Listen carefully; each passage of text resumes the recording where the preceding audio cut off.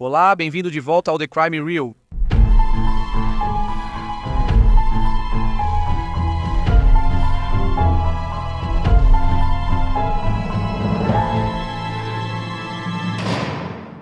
Na narração de crime real de hoje, vamos analisar o caso comovente de uma jovem chamada India Sheep Chase, um crime horrível cujo início foi registrado por câmeras de segurança.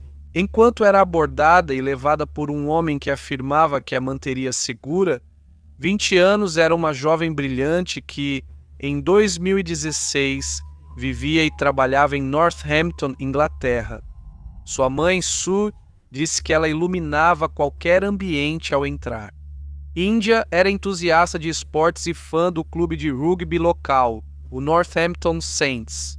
Ela estava estudando para se tornar paramédica, enquanto também trabalhava em turnos em um bar local para ajudar a cobrir os custos de suas despesas. No dia 29 de janeiro de 2016, ela saiu com alguns amigos para uma noite fora, tentando esquecer seus problemas com o namorado ioiô, Grant Hare. Seus amigos notaram que ela parecia chateada e bebia muito. Por volta da meia-noite, India decidiu ir para casa. Ela deixou os amigos na boate e foi pegar um táxi. O segurança da boate a ajudou a encontrar um táxi. Mas quando o taxista pediu a tarifa adiantada, ela ficou muito chateada e saiu do veículo. India tentou retornar à boate para encontrar os amigos, mas, por estar muito bêbada, os seguranças impediram sua entrada. Imagens das câmeras de segurança mostraram India fora da boate, chorando e tentando ligar várias vezes para o namorado.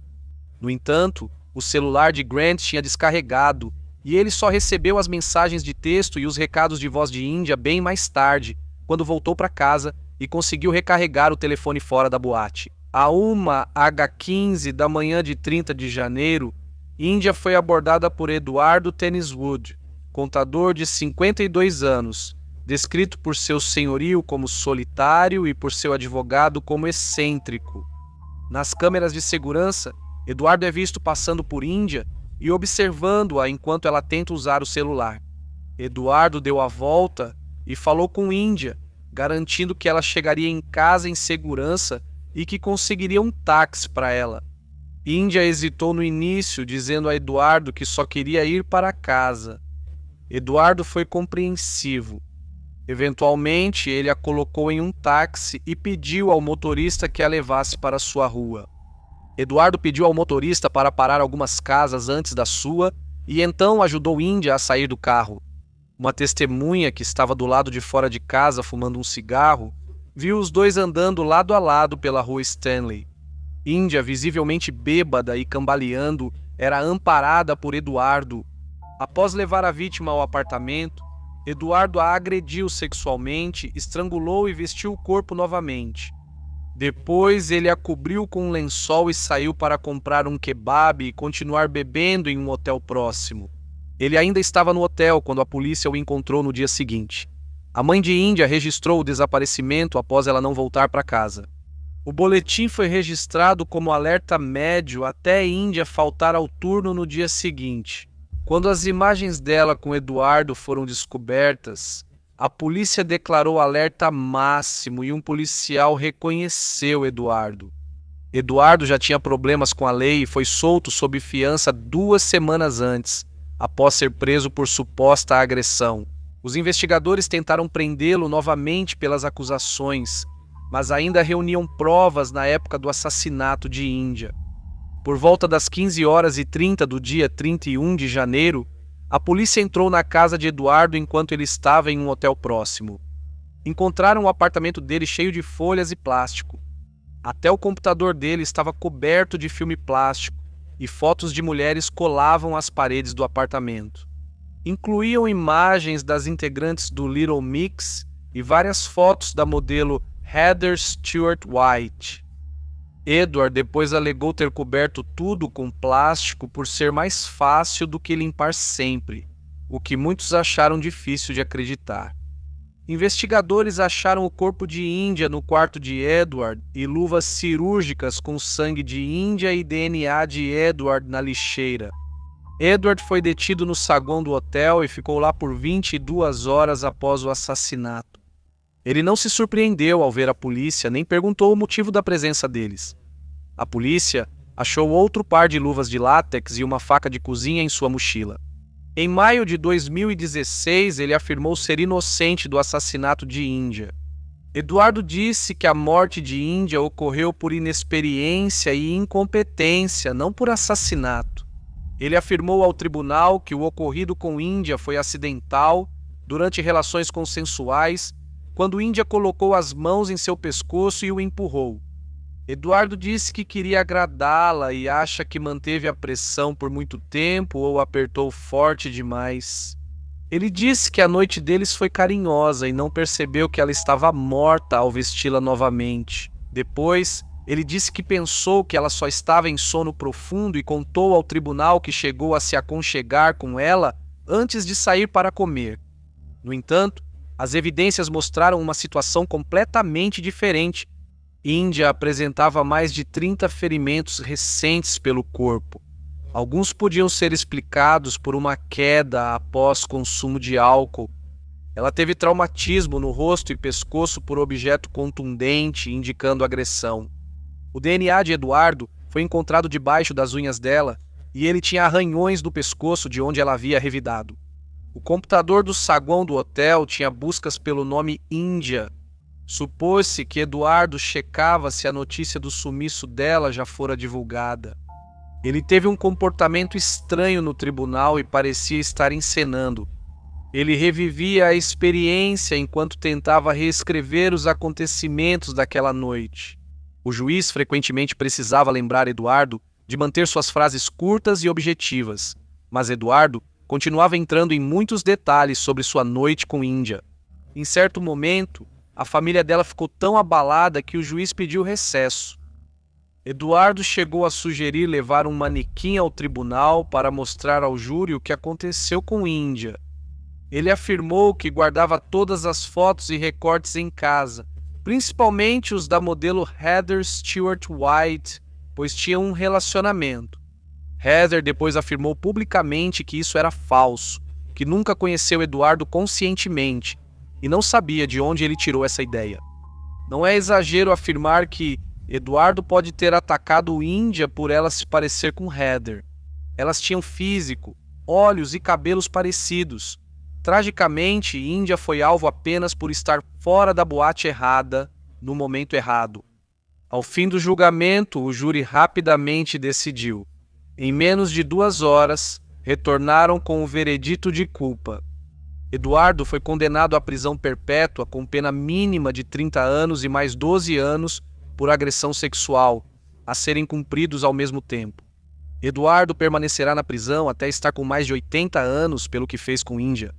O juiz afirmou que a sentença não poderia compensar a família e os entes queridos pela perda. Ele chamou o ocorrido com India de crime terrível. Ele disse que o crime foi cometido porque o réu estava determinado a satisfazer seus próprios desejos sexuais com uma mulher atraente e muito mais jovem. Foi um crime totalmente depravado. Ele afirmou que Eduardo escolheu India porque ela estava tão bêbada que não conseguia se cuidar. Enquanto Eduardo ainda afirma que o que aconteceu foi um acidente, está claro para todos os envolvidos que foi tudo menos isso para a mãe de India. Sue Chip Chase fundou o grupo de voluntários Guardiões de Northampton para apoiar pessoas durante a noite. Os Guardiões contam com doações e trabalho voluntário da equipe para manter as ruas seguras. Eles estão trabalhando para garantir que nenhuma outra família tenha que passar pela dor que a família de India sofreu. Incluí links para o Facebook deles e para doações nos comentários abaixo. Se quiserem conhecer o ótimo trabalho dessa instituição de caridade ou fazer uma doação para apoiá-los. Isso encerra o caso de hoje. Obrigado por ouvirem a triste história de India Chip Chase. Após cobrir esse caso, resolvi alongar o vídeo, incluindo outros crimes contra mulheres. Aqui está o caso 2. Joanne Nelson. Joanne Nelson era uma jovem de 22 anos de Yorkshire, na Inglaterra. Ela era a filha mais velha de Charlie e Jean Nelson, que depois tiveram mais 2 filhos. Kate e Jane. Joanne era servidora pública no centro de empregos local. Ela era popular e tinha um bom círculo de amigos, muitos dos quais conhecia desde a época da escola. Ela era boa em esportes, gostava de netball, rounders, nadar e também se interessava por viagens. Joanna era próxima da família e vista como gentil e atenciosa, e que todas as pessoas que a conheceram só têm coisas positivas a dizer sobre ela. Joanna estava morando na região de Cottingham, em Hull, com seu noivo Paulo Dyson, de 30 anos, por quem ela era completamente apaixonada há cerca de um ano. O casal estava planejando se casar em 2006 e estava ocupado economizando para o casamento e a lua de mel no México. Na noite do Dia dos Namorados de 2005, Paulo chamou a polícia para relatar o sumiço de Joanna. Na ligação de 14 minutos, ele afirmou que a viu pela última vez por volta das 6h30 daquela manhã. O casal acordou cedo e trocou cartões de Dia dos Namorados antes de Paulo beijá-la de despedida e sair para seu trabalho como operador de máquinas de madeira. Ao ser questionado sobre discussões, ele negou. Não, nada disso. O Renault Clio de Joanna foi achado destrancado fora da casa deles. A mãe de Joanna, Jana, afirmou que o desaparecimento da filha é algo incomum, já que Joanna é muito próxima da família e não faria nada para magoá-los. Constatou-se o desaparecimento de um casaco branco de 3/4, botas de camurça e uma bolsa preta de Joanna em sua casa. Com Joanna sem ligar para a irmã no aniversário e ausente no funeral do pai de uma amiga, as preocupações com sua segurança cresceram. A polícia tentou descobrir o que Joanna fez antes de desaparecer. Ela esteve com pais e irmãs nos dias 12 e 13 de fevereiro. Paulo relatou que passaram um dia tranquilo juntos, passeando de carro pelo interior. Apesar do vento e da chuva, caminharam, fizeram um piquenique e à noite assistiram televisão em casa. A polícia vasculhou a área perto da casa de Joanna. Helicópteros com detectores de calor foram usados, investigações de casa em casa realizadas, câmeras analisadas e galpões, cursos d'água e terrenos baldios vasculhados. No dia 16 de fevereiro, Paulo desabou em lágrimas ao descrever sua noiva para as câmeras, dizendo: "Eu a amo demais, só quero ela de volta. Ela estava sempre sorrindo, não tinha maldade nenhuma. Eu só quero saber onde ela está. Acordei cedo no Dia dos Namorados, trocamos cartões, beijei e abracei ela. Cobri ela para que dormisse mais um pouco, dei um beijo de despedida e fui trabalhar. Foi isso, até eu chegar do trabalho e ela não estar aqui. Liguei para algumas pessoas. Ela sempre me avisa se vai para a casa de amigas ou outro lugar. Só rezo para que esteja bem. Não há nenhuma chance de eu fazer algo para machucá-la e eu não conheço ninguém que tivesse algum rancor." Porém, ao ver Paulo atuar, notei as palavras escolhidas e seus olhos fechados tentando chorar. Era um detetive, superintendente, Ray Higgins, que também notou 2 cortes em forma de meia-lua nos polegares de Paulo. O detetive reconheceu esses ferimentos como típicos de estrangulamento, causados pela própria vítima durante o ato. Enquanto isso, os pais de Joanna divulgaram mais fotos dela sorridente para tentar obter informações do público. Eles estavam simplesmente desesperados para que sua filha voltasse para casa. Não havia nenhum relato positivo sobre Joanna, e seu celular e cartões de crédito não haviam sido usados. Em 18 de fevereiro de 2005, Paulo foi preso suspeito de assassinato e interrogado por horas, enquanto as buscas por Joanna continuavam. Em 20 de fevereiro, a polícia obteve mais 36 horas dos magistrados para seguir o interrogatório. A polícia isolou a casa de Joanna e Paulo para testes forenses e apreendeu um computador. Eles visitaram o ponto turístico desconhecido perto da igreja próxima à Ponte Humber, citado por Paulo.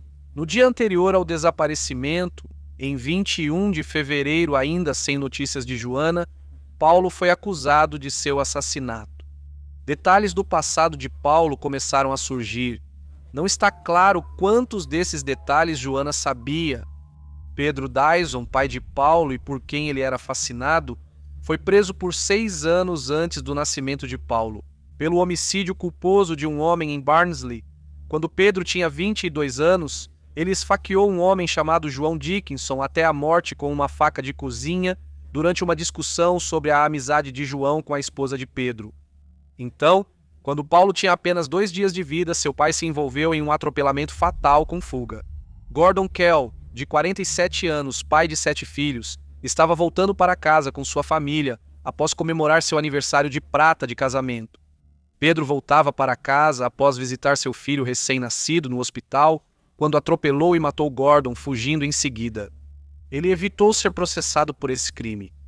O pai de Paulo morreu de ataque cardíaco em 2000, aos 55 anos. Dizem que Paulo ficou muito abalado com a perda.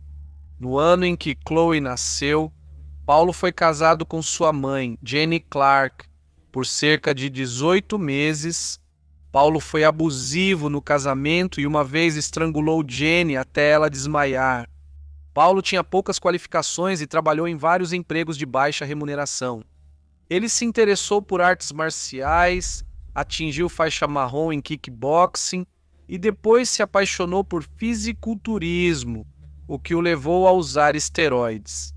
Em certos momentos, ele trabalhou como porteiro em clubes e bares de Hull, onde seus colegas o descreviam como falastrão e barulhento. Ele conheceu Joanna enquanto fazia esse trabalho. Mais tarde, ficou claro que Paulo tinha uma amizade próxima com seu treinador Colin Allen e confessou a Colin que havia matado Joanne. Colin contou à mãe de Paulo o que fez e ela levou a informação à polícia. Ao ser confrontado pela polícia, Paulo admitiu ter mentido. Apesar da acusação de assassinato, Joanne ainda não havia sido encontrada. Paulo não pôde, ou talvez não quis, contar à polícia onde estava o corpo. Disse que só dirigiu, sem notar o destino. Ele disse que se lembrava de ter voltado dirigindo por York e que havia um portão de metal e o que pareciam ser árvores de Natal crescendo na floresta. A busca por Joanna seria a maior já feita pela polícia de Humberside. Centenas de policiais e militares vasculharam cerca de 300 milhas quadradas de terreno difícil à procura de Joanna. O clima ruim e a neve intensa dificultaram a busca. Um ecologista forense e botânico analisou itens como um pedaço de lama do Renault Clio de Joanna e, em um espaço de tempo relativamente curto, encontrou pólen principalmente de 4 espécies de plantas: samambaia, carpe, bétula branca e tissuga ocidental. A descoberta da tissuga ocidental, uma conífera perene rara, coincidiu com a descrição de Paulo sobre árvores de Natal no local onde deixou o corpo de Joanna. Essas descobertas foram enviadas ao vice-registrador do condado da região, um indivíduo nomeado pela Sociedade Botânica das Ilhas Britânicas para catalogar plantas. Assim, eles direcionaram a polícia para uma área de 100 km² ao nordeste de York, onde essas plantas cresciam juntas. No dia 25 de março, quase 40 dias após o desaparecimento de Joanne, o superintendente detetive Ray Higgins, junto com o detetive Philip Gadd, estavam fazendo buscas nessa área. Ao verem o portão de metal descrito por Paul e as tissugas ocidentais atrás dele, entraram na floresta e se separaram para vasculhar a área. Logo depois, o detetive Ray Higgins achou o corpo de Joanne em sacos plásticos coberto por galhos e musgo. A autópsia concluiu que ela foi estrangulada. Em 4 de maio, Paul foi ao Tribunal da Coroa de Hull, acusado de matar Joanne. Ele não fez uma confissão formal, mas seu advogado, Gary Borrell, afirmou que ele admite o homicídio ilegal. O funeral de Joanne ocorreu em maio no crematório de Hull, reunindo mais de 200 pessoas de luto. Em agosto, Paul negou matar Joanne, mas admitiu o homicídio culposo. O promotor Andrew Hatton disse ao tribunal Hull Crown que a confissão não era aceitável, e Paul foi agendado para ser julgado por assassinato em novembro. A promotoria construiu um caso sólido contra Paul, sustentando a acusação com base nas provas. Ele percebeu que ela perdia o interesse e decidiu que, se não pudesse tê-la, ninguém teria. Com as próprias mãos, ele estrangulou até a morte a jovem Joanne Jean Nelson. Eles acreditam que na noite de 13 de fevereiro, Joanne e Paul estavam discutindo sobre tarefas domésticas, e Joanne havia pedido para Paul colocar uma máquina de lavar roupa para funcionar, algo que ele não sabia fazer. Houve uma discussão, e Paul perdeu a paciência, estrangulando Joanne até a morte. Imagens de câmeras de segurança mostrariam Paul indo a uma mercearia próxima e comprando sacos de lixo, luvas de borracha e desinfetante calmamente. Tentou ocultar o corpo dela e remover evidências da casa. Depois, ele foi à casa da mãe buscar um garfo de jardim para enterrar o corpo de Joanne, que prendeu em sacos de lixo. Depois, ele usou o carro dela para ir ao interior se livrar do corpo e depois devolveu o garfo de jardim na casa da mãe. Ele conversou casualmente com a vizinha ao lado, perguntando se ela tinha tido boas férias. Disse à vizinha que estava pegando outro gato, e quando a vizinha perguntou sobre Joanne, ele disse: "Sim, ela está bem." No dia dos namorados, ele foi trabalhar normalmente na manhã seguinte. Ele até encenou uma conversa falsa com Joanne no telefone, que foi ouvida por um amigo. Enquanto aguardava o julgamento por assassinato, Paul cortou os pulsos e escreveu "desculpe" com sangue na parede da prisão no primeiro dia do julgamento. Paul declarou-se culpado de assassinato em uma audiência de 3 minutos. Logo depois, ele foi condenado à prisão perpétua com um tempo mínimo de 16 anos. Paul chorou ao ser sentenciado, enquanto o juiz condenava sua hipocrisia ao fazer um apelo emocionado na televisão e o ato maligno que cometeu. Ao contrário, a família de Joanne falou com dignidade e coragem, dizendo que não sentem pena de si mesmos. Sentimos pena da Joanne e da vida que ela vai perder. Nós, os pais dela, as irmãs e todos que a amavam, fomos enganados. A justiça nunca será feita, pois Joanne não pode voltar, mas nos sentimos sortudos e privilegiados por chamá-la de filha e irmã. 14 anos após a sentença, aos 45 anos, Paul foi transferido para um regime semiaberto. Paul foi libertado 3 anos depois, após cumprir 17 anos de prisão, um a mais que o mínimo. Mas muito menos que prisão perpétua. Isso levanta a questão: prisão perpétua deveria ser realmente perpétua? Eu adoraria ouvir a sua opinião sobre esse caso na seção de comentários abaixo. Para a narração de crime real de hoje, vamos analisar o caso de Amanda Chow Wei, que muitas vezes é chamada simplesmente de Amanda Chow, e a luta de sua família por justiça em um caso inédito que conectou China e Canadá. Amanda nasceu na República Popular da China em 1981. Ela era filha única de Yang Baoying e Shao Sichun. A família de Amanda tinha poucos recursos, mas seus pais se esforçavam para garantir a ela uma vida melhor e oportunidades futuras.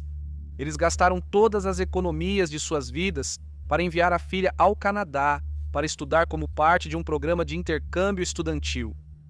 No dia 31 de julho de 2001, Amanda voou de Pequim para Vancouver, onde iria estudar inglês no Coquitlam College, em Vancouver. Durante o tempo em que esteve lá, Amanda, de 21 anos, conheceu e começou a namorar um rapaz de 18 anos chamado Ang Lee.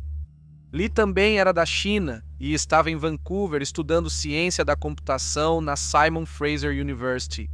Lee vinha de uma família rica. O pai dele era oficial militar de alta patente do governo chinês em Pequim, e a mãe atuava na indústria do entretenimento. Embora os detalhes do relacionamento de Amanda e Lee sejam escassos, o casal começou a morar junto depois de alguns meses de namoro, junto com o primo de Lee, Chang Han. 3 estudantes dividiam um pequeno apartamento no porão da Avenida Sherlock, em Burnaby, por volta das 20 horas de quarta-feira. No dia 9 de outubro de 2002, Amanda saiu do apartamento para ir à loja Safeway, na Avenida Kensington com a rua Hastings, que ficava a pouco mais de 1,5 km de sua casa. Ela não voltou. Lee tentou ligar várias vezes sem sucesso. Após horas, ele ficou muito preocupado e decidiu chamar a polícia. Ele chamou o 911 à meia-noite, mas foi instruído a ligar para um número não emergencial. Seguindo as instruções, quando ele fez isso, um funcionário civil sugeriu que aguardasse 24 horas antes de ligar novamente, se precisasse. Quando Lee ligou na noite seguinte, um policial foi designado para o caso. Ainda levaria 6 dias para que os detalhes do desaparecimento de Amanda fossem divulgados ao público. Em 17 de outubro, uma reportagem descreveu Amanda como aluna exemplar que nunca havia desaparecido. Ela não usava drogas, raramente bebia, não apostava, nem saía à noite e não tinha ligação com gangues. As preocupações com a segurança de Amanda cresceram após a polícia admitir erro ao não divulgar sua foto e detalhes ao público. Anteriormente, a polícia enfrentou muitas críticas pela forma como a investigação foi conduzida, especialmente porque Amanda havia desaparecido apenas algumas horas após a tentativa de sequestro de uma mulher coreana de 38 anos na mesma área. Lee fez um apelo emocionado ao público, e ele afirmou que se culpava por não tê-la levado ao supermercado naquela noite. 3 dias depois, em 20 de outubro de 2002, um casal de caminhantes encontrou uma mala no Lago Stave, a cerca de 64 quilômetros a leste de Vancouver. Eles investigaram e, ao se aproximar da mala, sentiram um cheiro ruim. Antes de acharem o corpo de uma mulher na mala, avisaram as autoridades, que logo confirmaram ser Amanda, de 21 anos. A autópsia revelou posteriormente que ela morreu por estrangulamento. 3 dias depois de encontrarem o corpo de Amanda, seu namorado Lee decidiu voltar para a China. Ele disse que renovaria o visto e voltaria ao Canadá assim que resolvesse isso. A Polícia Montada Real do Canadá. A polícia o deteve no aeroporto e o interrogou brevemente antes de permitir que ele continuasse sua viagem. Foi noticiado na imprensa que ele não era suspeito. Mais de 200 pessoas participaram de um memorial público em 3 de novembro na Galeria de Arte de Vancouver. E 2 fundos fiduciários foram criados em memória de Amanda para ajudar financeiramente seus pais. O impacto do assassinato de Amanda deixou tanto sua mãe quanto seu pai doentes, e ambos foram internados em um hospital em Pequim para exames e monitoramento. 2 dias após receber alta, Yang Baoyin, mãe de Amanda, chegou a Vancouver. O pai de Amanda, Chao Sixin, tinha uma condição cardíaca crônica, o que significava que ele não podia viajar. 9 dias depois, em 20 de novembro, Yang Baoyin voltou para casa em Pequim com as cinzas da filha e sem respostas sobre o ocorrido. Um avanço no caso aconteceu depois que a polícia entrevistou o primo de Lee, Chang Han, de 19 anos. Han afirmou que Lee matou Amanda e confessou ter ajudado Lee a se desfazer do corpo dela. Han foi acusado de ser cúmplice após o crime e liberado sob fiança de $90 mil canadenses em mais um golpe para a luta da família por justiça. Foi determinado que as provas contra Han haviam sido obtidas de forma inadequada e as acusações contra ele foram posteriormente retiradas. Em 12 de maio de 2003, 7 meses após o crime e o retorno de Lee à China, a polícia canadense emitiu um mandado de prisão contra ele. Lee foi acusado de homicídio em 2º grau à revelia pelo governo canadense. Porém, ainda levaria anos para a polícia e governos concordarem sobre a acusação. Foi um caso sem precedentes. As longas negociações entre os governos agravariam ainda mais a dor dos pais de Amanda, que já haviam perdido sua única filha em 1994, 8 anos antes do assassinato. Canadá e China assinaram o Tratado de Assistência Jurídica Mútua em matéria penal. O tratado previa assistência jurídica mútua entre os 2 países em questões criminais. Poderiam compartilhar documentos, obter depoimentos, fornecer provas, transferir evidências e registros criminais e judiciais para ajudar em processos criminais. Mesmo que China e Canadá tivessem concordado em compartilhar informações e cooperar segundo o tratado, existe uma exceção no caso de possibilidade de que alguém possa ser executado por seus crimes. O Canadá poderia se recusar a fornecer assistência jurídica, já que a pena de morte é proibida pelas leis internas do Canadá. Se condenado pelo assassinato de Amanda na China, Lee poderia pegar pena de morte. Por isso, o Canadá não quis compartilhar informações e provas deste caso, preferindo não fornecê-las à polícia chinesa. A Polícia Montada Real canadense solicitou a extradição de Lee de volta para o Canadá. Esse pedido foi rejeitado. Em 2007, a família de Amanda enviou uma carta ao Departamento de Justiça do Canadá dizendo: "Perdemos nossa única filha." 5 anos se passaram e a justiça ainda não foi feita. Isso é justo? Os dois idosos sentem tanta dor que não querem mais viver. Cada dia é tortura. Se a mesma coisa acontecesse com você, você conseguiria aguentar? Eu imploro, nos diga seu cronograma ou agenda sobre esse caso para que pelo menos saibamos de algo. Não nos faça esperar para sempre. Em 2008, um ano depois, os pais de Amanda e sua prima Lee Junjun foram a Vancouver para seguir buscando justiça e atualizações do caso. A Polícia Montada Real canadense pediu desculpas aos pais dela pelos erros cometidos durante a investigação. Em 9 de outubro de 2008, no 6º aniversário da morte de Amanda, foi realizado um serviço memorial para homenageá-la. Jenny Kwan, uma deputada da Assembleia Legislativa, pediu desculpas aos pais de Amanda e disse: "O sistema judiciário e o sistema policial daqui falharam com a família Zhao. Não há dúvida, Ang Lee pôde deixar o país e fugiu para a China. Seu primo, Chang Han, foi acusado, mas houve complicações por não seguirem os procedimentos corretos e, como resultado, o caso foi arquivado pelo tribunal. Essas foram lições difíceis para a Polícia Montada do Canadá e, de forma ainda mais dramática, lições difíceis para a família.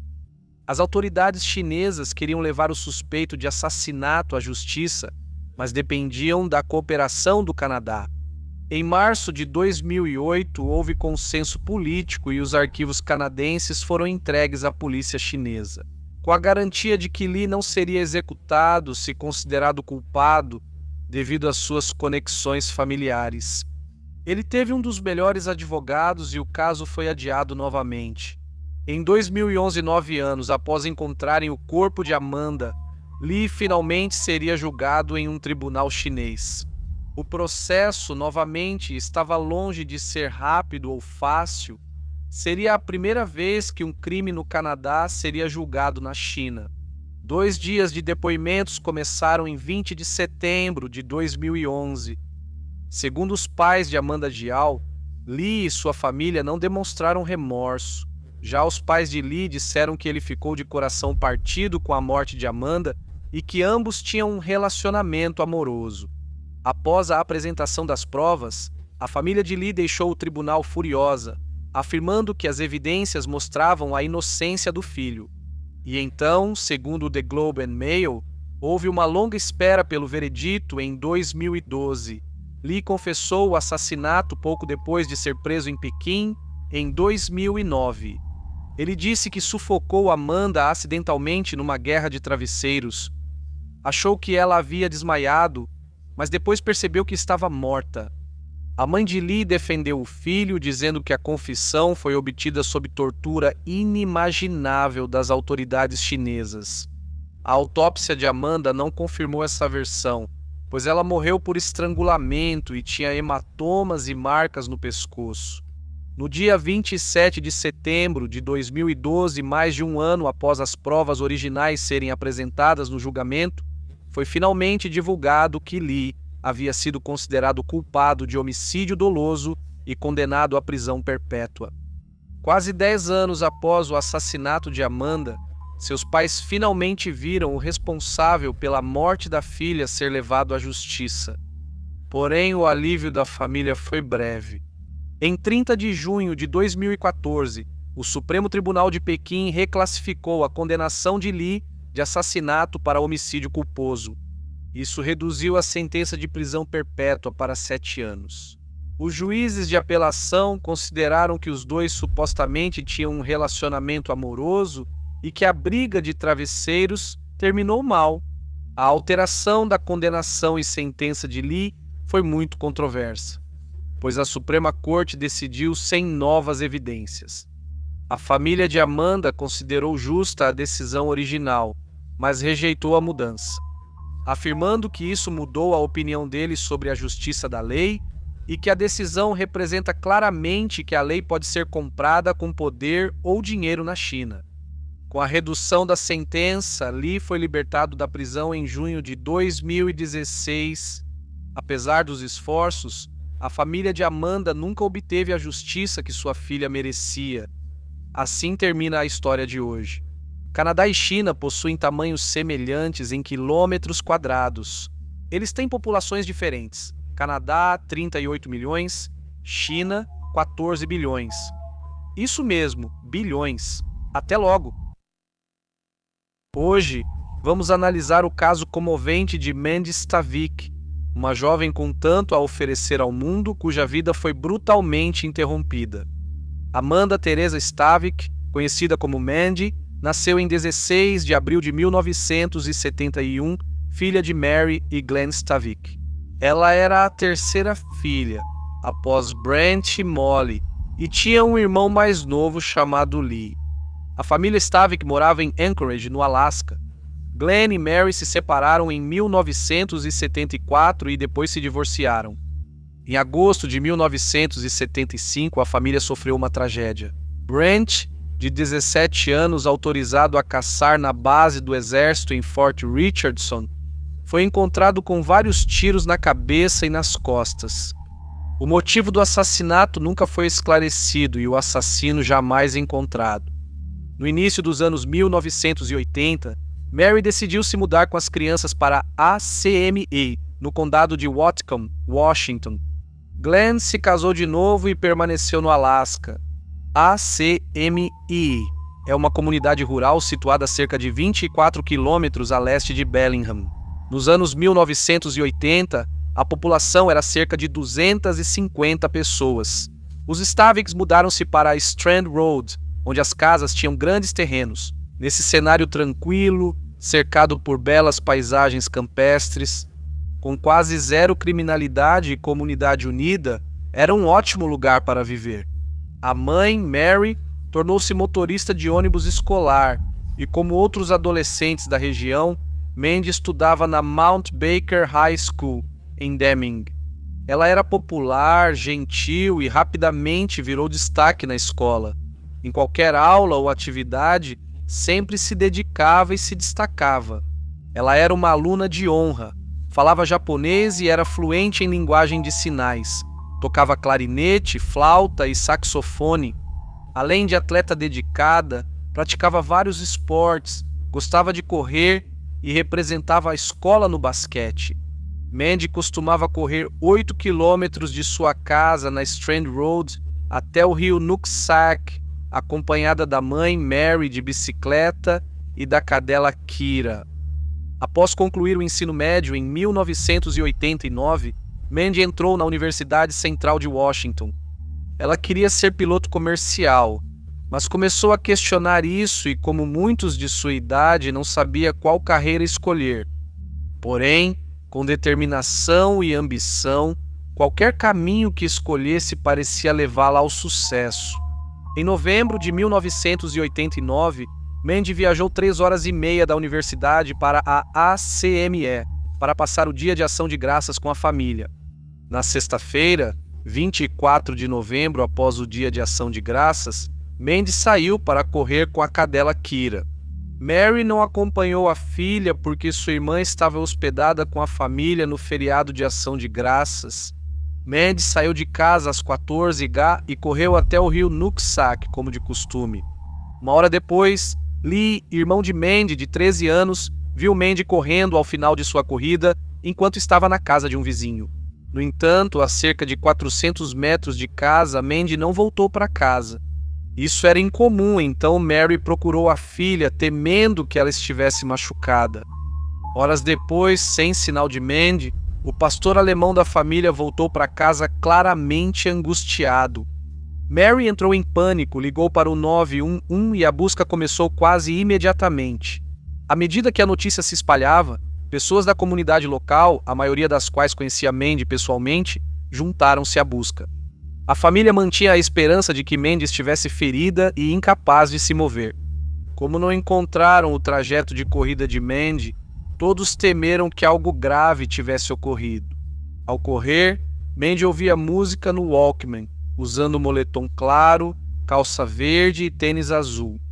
Após buscas intensas, no final do sábado, 25 de novembro, eles continuavam longe de encontrar Mandy.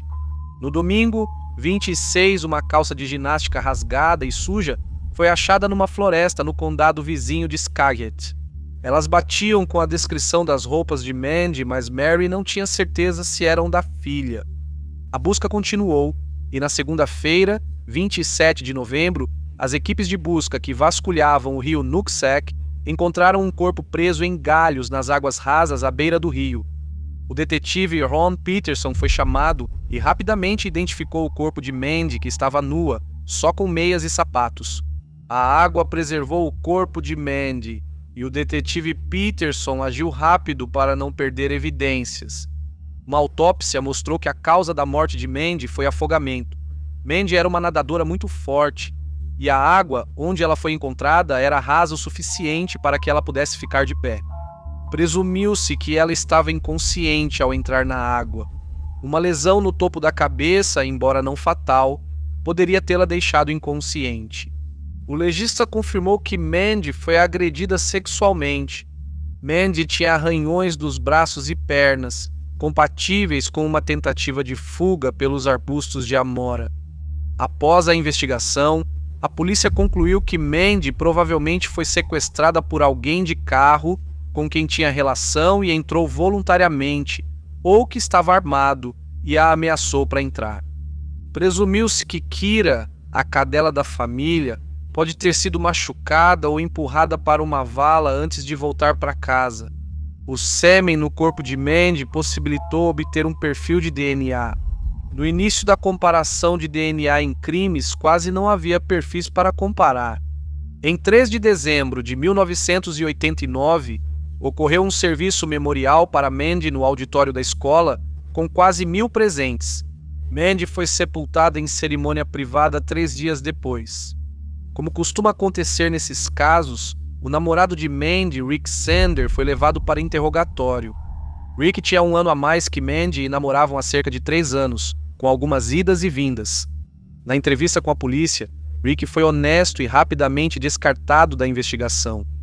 Milhares de pistas foram seguidas e suspeitos interrogados.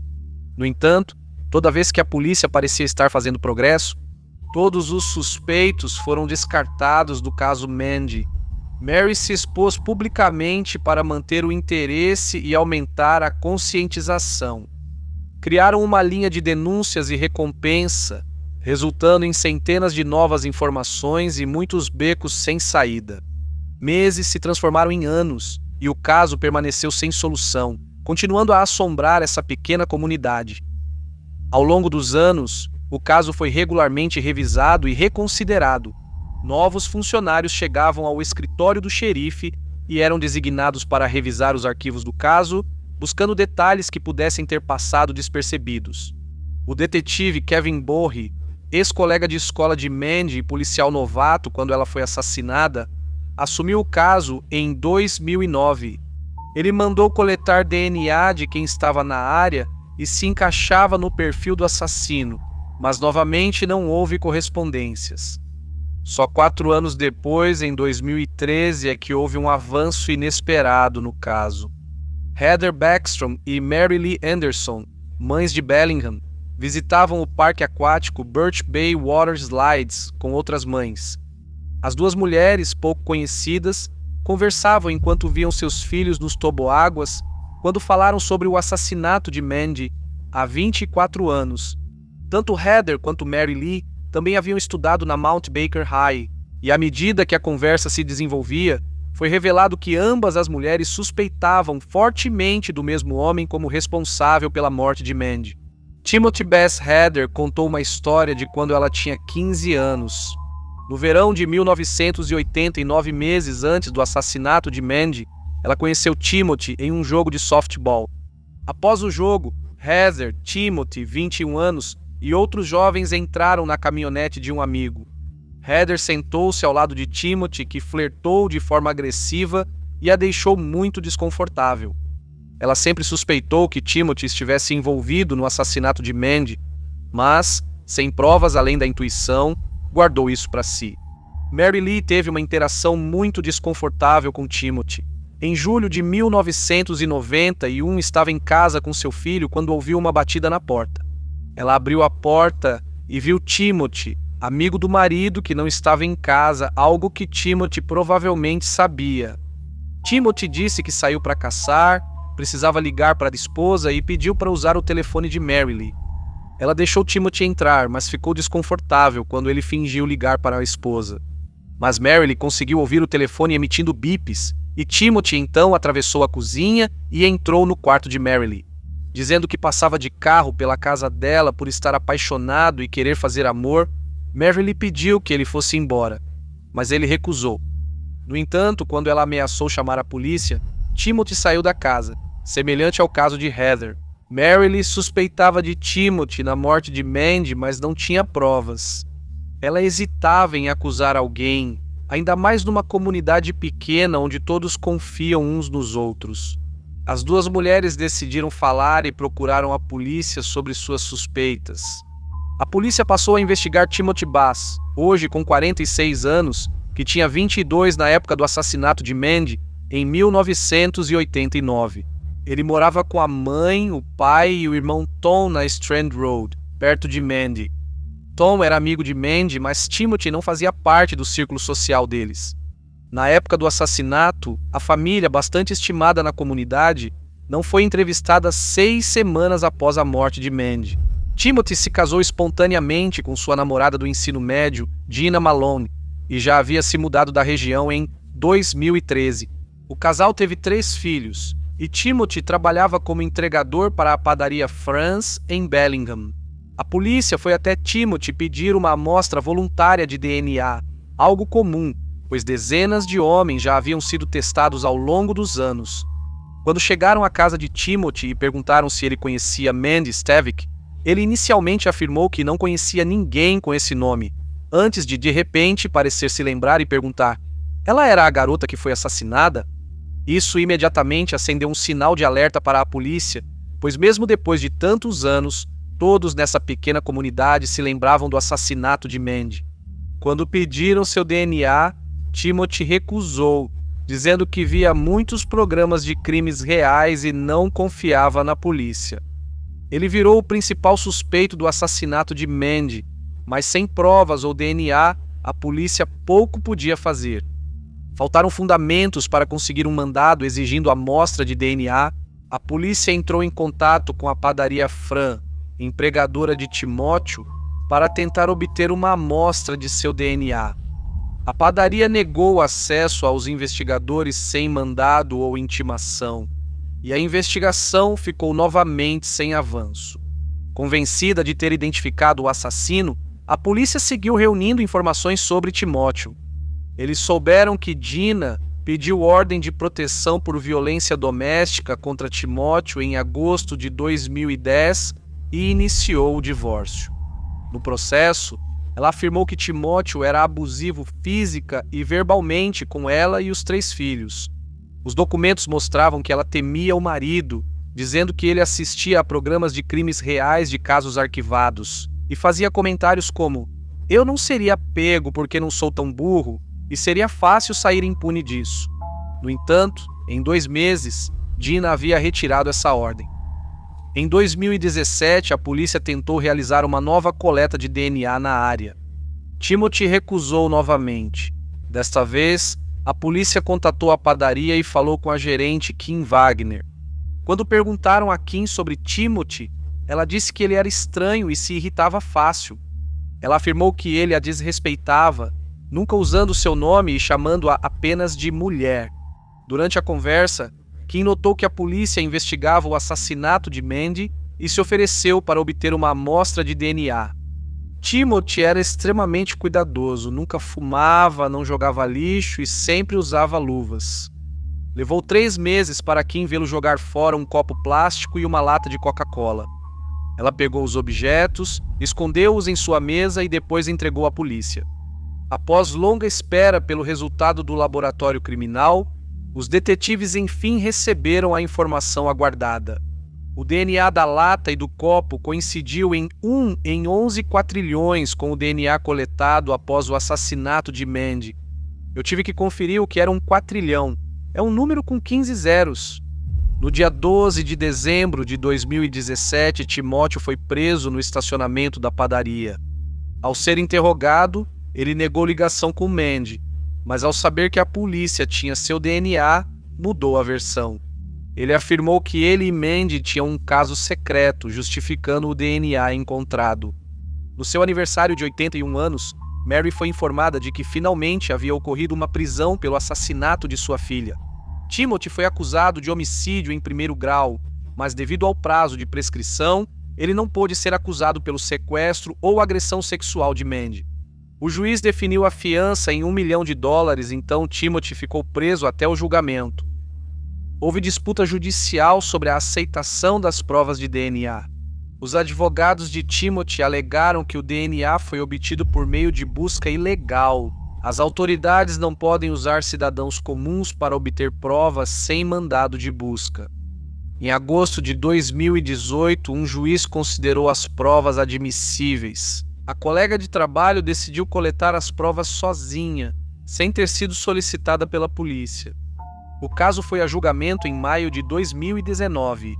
O promotor David McEachran, de 44 anos na época do assassinato de Mandy, saiu da aposentadoria aos 73. Para processar o caso, ele ofereceu seus serviços gratuitamente, determinado a finalmente conseguir justiça para Mandy. O caso da promotoria era simples. Eles afirmaram que Timothy havia sequestrado e abusado sexualmente de Mandy, e quando ela tentou escapar, ele a golpeou na cabeça antes de afogá-la no rio Nooksack. Gina, que disse estar com o ex-marido no dia do assassinato, acabou testemunhando contra Timothy. Ela voltou atrás na declaração dizendo que agiu por medo. Gina também testemunhou que viu Timothy pedindo para sua mãe mentir por ele para lhe dar um álibi. Ele pediu à mãe que apontasse o dedo para o pai falecido anos antes. O irmão de Timothy, Tom, também depôs para a acusação, afirmando que durante a investigação sobre Timothy, ele havia contado para Tom que tinha dormido com Mandy. Timothy pediu para Tom dizer que ele também tinha dormido com Mandy, numa tentativa de difamar ela. Tom disse que Timothy pediu à mãe que desse um álibi, dizendo que estavam fazendo compras de Natal. Na época do assassinato, outras testemunhas foram chamadas, como a mãe de Mandy, Mary, de 82 anos, e o namorado Rick. Todos eles testemunharam que nunca tinham visto Mandy e Timothy juntos. Não havia fotos deles, cartas entre eles, nem evidências de qualquer contato telefônico. Embora mal se lembrasse de quem ela era em 2013, Timothy agora dizia que foram amantes. A defesa apresentou outra versão, alegando que Timothy não era culpado de sequestro, agressão sexual ou assassinato. Eles disseram que o principal erro da promotoria foi descartar muitos suspeitos só porque o DNA não era compatível. Se o DNA vinha de relações consensuais anteriores, não revelava o assassino. Eles disseram que a pressão da investigação levou Timothy a mentir sobre seu relacionamento com Mandy e tentar criar um álibi. A mãe de Timóteo disse que ele era um bom filho, trabalhador e sem problemas. Ela achava que a polícia, desesperada por uma condenação, estava acusando um inocente. O julgamento durou 9 dias, até que os 12 jurados se reuniram para decidir o veredito. Timóteo era um assassino frio ou apenas um jovem com um caso secreto com a vizinha? As deliberações duraram pouco mais de um dia. Em 24 de maio de 2019, 29 anos e 6 meses após o assassinato de Mandy, eles anunciaram o veredito. Timóteo Bass foi condenado por assassinato em primeiro grau e não demonstrou emoção ao ouvir o veredicto. 6 semanas depois, em 2 de julho de 2019, Timóteo foi sentenciado. O marido de Molly se dirigiu ao tribunal em nome da família de Mandy, já que Molly e Maria estavam emocionadas demais para falar. Timóteo também falou. Ele reafirmou sua inocência e disse que não teve julgamento justo. O que mais o incomodava era a acusação de tentar incriminar seu pai falecido pelo crime. Timóteo foi condenado à pena máxima de quase 27 anos e poderá ter liberdade condicional após 24 anos. Sua equipe jurídica declarou imediatamente que ele iria recorrer. Em 1º de junho de 2021, o Tribunal de Apelações de Washington manteve a condenação por assassinato de Timóteo. Ele está preso no Centro Correcional de Clallam Bay, aguardando recurso na Suprema Corte de Washington. Isso conclui o caso comovente de Mandy Stavik. A comunidade arrecadou dinheiro para oferecer recompensa pela condenação, mas nunca foi reivindicada. Esse dinheiro foi usado para uma bolsa de estudos para músicos talentosos na escola de Mandy. Adeus. Vamos analisar o caso dos irmãos Cooper. De Coventry, na Inglaterra, Roger Cooper trabalhava como gerente em uma loja da Costco nos arredores de Coventry. Morava com sua parceira de longa data, Susan Potts. Mas isso não o impediu de se envolver em um caso, não com uma, mas com 2 colegas de trabalho da Costco.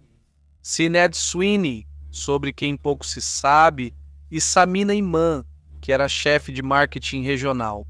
Em 2014, Roger, de 41 anos, e Samina, de 34 anos, já mantinham um relacionamento há cerca de 2 anos. Isso violava a política da Costco, então o caso ficou em segredo. No entanto, à medida que o fim do ano se aproximava, Samina deu um ultimato a Roger: termine com sua namorada ou acabou. Roger concordou que deixaria Susan e que o ano seguinte seria diferente. Levando-o ao pé da letra, Samina começou a fazer planos para a nova vida deles juntos. No final de novembro, ela reservou uma estadia de 2 noites no Hotel Malmaison, em Birmingham, para os dias 24 e 25 de dezembro. Ela estava tão empolgada porque seria a primeira vez que eles poderiam passar o Natal juntos. Porém, a realidade era outra, enquanto Samina fazia planos para o futuro deles. Roger, que não queria terminar com sua namorada, nem arriscar sua carreira na Costco, fazia outros planos com o irmão de 39 anos, o ex-soldado David. O plano diferente era como eles poderiam matar Samina. Roger decidiu que ela era um problema para ele e queria que esse problema fosse resolvido. Após uma festa de Natal, um plano inicial foi formado. Samina estava no Hotel Premier Inn, em Solihull. David alugaria um carro e esperaria no estacionamento do hotel até Samina chegar à noite e então a sequestraria. Os irmãos, fãs de Star Wars, usavam códigos como morte, estrela, completo, fique no alvo para se comunicar. Você é esperado, Vader. O táxi de Samina a deixou direto no hotel e David não conseguiu alcançá-la. Dessa vez, ele mandou uma mensagem para Roger em francês ruim, dizendo New Point, Louvre, barra, Louvre, La Fenêtre, Nepar, Ouvre, que depois foi interpretado como não faz sentido, sem pontuação. A janela de oportunidades está fechada. Os irmãos se reagruparam e elaboraram um novo plano. Na véspera de Natal de 2014, Samina e Roger saíram do trabalho com poucos minutos de diferença e se encontraram logo depois, apesar de irem em carros separados. Samina retirou a bagagem do BMW, incluindo uma garrafa de Bellini e petiscos para a viagem. Ela entrou no Audi de Roger, deixando seu carro na rua tranquila. Quanto a Samina, ela seguia para sua escapada romântica de Natal de 2 noites. Roger disse que precisavam desviar para o hotel, visitar seu irmão e trocar presentes de Natal. Samina ligou para a irmã durante a viagem e confirmou que se encontrariam na casa dos pais no Boxing Day, 26 de dezembro. O casal chegou à casa de David na Hillendon Drive, em Leicester, por volta das 17h. Samina teria sido atacada quase de imediato. David e Roger eram ambos homens grandes. Com 1,95 metros e 2,01 metros, e Samina com só 1,57 metros, ela não teve chance. Dave colocou clorofórmio em uma toalha e segurou no rosto de Samina até ela morrer. Dias antes, Ele comprou no eBay um frasco de 200 ml de clorofórmio. Mais tarde, ele alegaria que essa compra nunca chegou, depois que os detalhes foram confirmados pelo seu histórico do eBay. Às 18h25, Roger foi para Coventry e deixou David responsável por se livrar do corpo. Roger, ao chegar em casa para Susan, enviou do celular de Samina uma mensagem para si mesmo, tentando criar um álibi falso. A mensagem dizia: "Estou furiosa, vou para onde realmente se importam comigo." Ele precisava inventar um motivo para explicar por que eles não tinham feito o check-in no Hotel Malmaison. Enquanto isso, David enrolou o corpo de Samina em um saco de dormir do exército e filme plástico e a enterrou em seu terreno, na Groby Road, em Leicester. No galpão dele, uma placa dizia: "Não me irrite, estou ficando sem onde esconder os corpos." Por volta das 19h45 daquela noite, David já estava em casa quando sua parceira, Mira Chavda, apareceu para uma visita rápida. Ela disse que não havia nada de incomum no comportamento dele durante aquele período. Nos dias seguintes, os irmãos continuaram tentando encobrir o crime. Eles limparam o carro de Samina para eliminar digitais e DNA, depois o abandonaram a 105 quilômetros em Luton. Samina foi dada como desaparecida no Boxing Day e uma busca começou quando não apareceu na casa da família.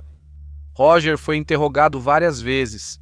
Primeiro disse à polícia que viu Samina pela última vez no trabalho na véspera de Natal, mas depois mudou sua versão.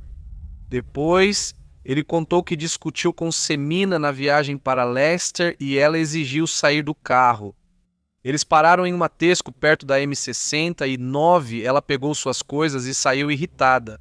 Ele disse que achava que ela estava emburrada em algum lugar e não comentou isso quando perguntado antes, já que ele não iria machucar sua parceira de longa data por algo que teria passado no dia 2 de janeiro. Roger chorou no interrogatório ao ler a mensagem de texto que ele falsamente disse ser a última enviada por Samina. 2 dias depois, em 4 de janeiro de 2015, o carro de Samina foi encontrado em uma rua residencial em Luton. Sua bolsa, compras e bagagem sumiram. Não havia digitais no veículo e o banco estava recuado para um motorista bem mais alto. A análise dos dados do telefone de Samina mostrou que ela foi à casa de David. O Bellini e os petiscos que ela comprou para sua viagem ao Malmaison foram encontrados na geladeira de David, e seu sistema de posicionamento global foi encontrado no sótão dele. Uma denúncia do público levou-os ao terreno de David, onde encontraram o corpo de Samina. Os irmãos Cooper foram presos por suspeita de assassinato e as acusações vieram 2 dias depois, enquanto estavam sob custódia. David contou como matou Samina. "Peguei clorofórmio, derramei em um pano e coloquei sobre ela. O rosto dela ficou sobre o colo, os braços subiram e eu segurei os braços dela e os forcei para baixo. E eu pensei, só mais algumas respirações. Ela não levantou." Embora mais tarde ele mudasse esse relato e dissesse que encontrou o corpo de Samina depois de ter saído para mover o carro e que a morte dela foi um acidente. No julgamento, ambos os irmãos negaram o assassinato. David admitiu enterrar o corpo de Samina, mas negou tê-la matado. O julgamento na corte de Birmingham durou mais de 2 meses, terminando no final de outubro de 2015, em uma decisão unânime baseada nas extensas evidências do caso. O júri considerou ambos culpados de assassinato. Todos foram condenados a pelo menos 30 anos de prisão. O juiz afirmou que usar veneno neste caso revela intenção fria e calculista de matar, independentemente das consequências. Vocês atuaram juntos no planejamento e execução. O assassinato de uma jovem alegre e cheia de vida, brutalmente traída pelo homem que amava e pelo irmão dele. A detetive que liderava a investigação chamou o assassinato de crime mais cruel que já investigou. A maioria dos assassinatos que ocorrem são eventos espontâneos motivados por raiva ou ciúmes. Neste caso, descobrimos semanas de planejamento para matar Samina, várias tentativas contra sua vida e uma causa de morte incomum, disse a inspetora-chefe Caroline Marsh. Jim, o pai dela, homenageou a filha dizendo que Semina era muito especial para ele e sua esposa. Eu poderia falar dias sobre Samina e o que ela significava para irmãs, irmãos, sobrinhas, sobrinhos, família e amigos. Parte nosso coração não poder tê-la de volta em casa com a família. Estamos devastados com a perda de Samina. Nada nos preparou para ouvir da polícia que acreditam que nossa filha foi assassinada. Obrigado por ouvirem, fiquem bem, adeus.